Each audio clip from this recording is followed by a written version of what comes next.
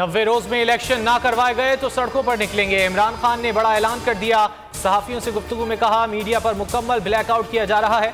Social media को भी control करने की कोशिश कर रहे हैं। बाजवा एक रोज कुछ कहता है, दूसरे रोज मुकर जाता है। उनका एहतसाब फौज के अंदर से होना चाहिए। चेयरमैन तहरीक इंसाफ की सीनियर क़यादत से मुशावरत। अदलिया बचाओ तहरीक शुरू करने का फैसला कर लिया। कहा, पूरी कौम अदलिया के पीछे खड़ी है।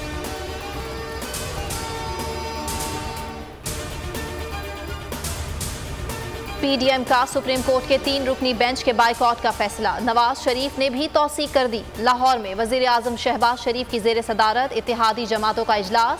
पंजाब और केपी में इंतखाबात के अल्तवा के हवाले से सुप्रीम कोर्ट के बेंच और मुल्की सियासी सूरत हाल पर गौर। शहबाज शरीफ और फजलुर रहमान का आसिफ अली जरदारी को फोन। मुमकिना मसाइल पर मुशावरत।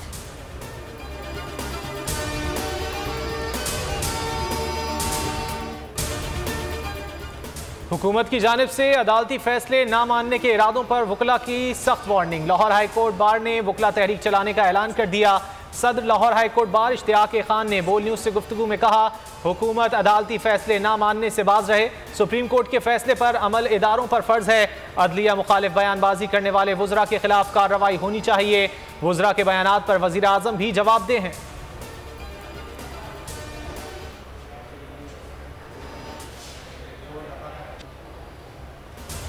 इलेक्शन इल्तवा केस की मजीद समाअत पीर को होगी। इलेक्शन लाजमी होंगे। तारीख पर तमाम फरीक़ैन डायलॉग के जरिए मुत्तफिक हो जाएं। कुछ वक्त दे सकते हैं। बसूरत दीगर अदालत अपनी आईनी जिम्मेदारी पूरी करेगी। चीफ जस्टिस उमर अता बंदियान ने वाजे कर दिया। सवाल किया कि किस कानून के तहत 8 अक्टूबर इलेक्शन की तारीख दी गई। फुल कोर्ट बनाने की हुकूमती इस्तदाब भी मुस्तरद।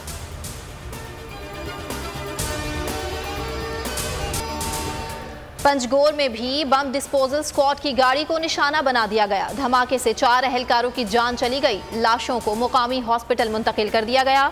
इलाके में सिक्योरिटी सख्त।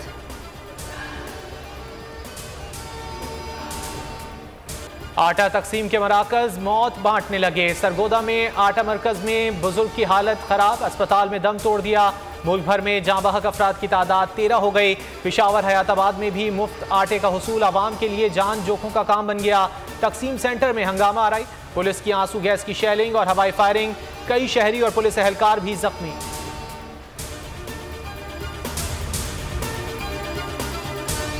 नौशहरा में बनाए गए बगावत के मुकदमे में हसान न्याजी की 19 अप्रैल तक अबूरी जमानत मंजूर। हसान न्याजी को सेशन जज आसिफ खान की अदालत में पेश किया गया।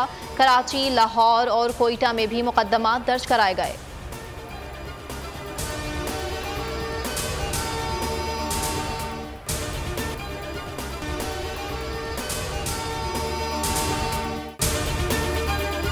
तो नजर आ रहा है सामने लिखा हुआ है जुल्म मिटने के लिए। 2 चीजों से मिटेगा भाई। एक, अदल की कुर्सी पे जो लोग बैठते हैं ना, वो अदल के हिसाब से फैसले करने लगे।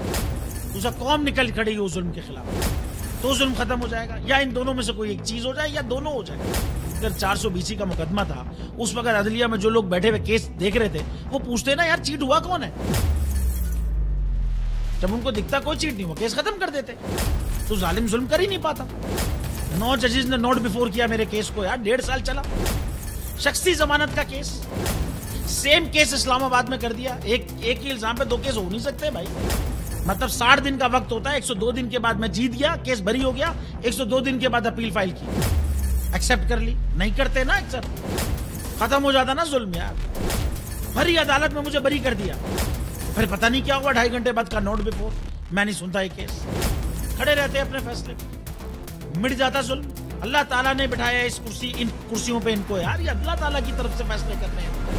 तो या तो ये फैसले आएंगे, जुल्म मिट जाएगा, या कौम खड़ी हो जाएगी जुल्म के खिलाफ।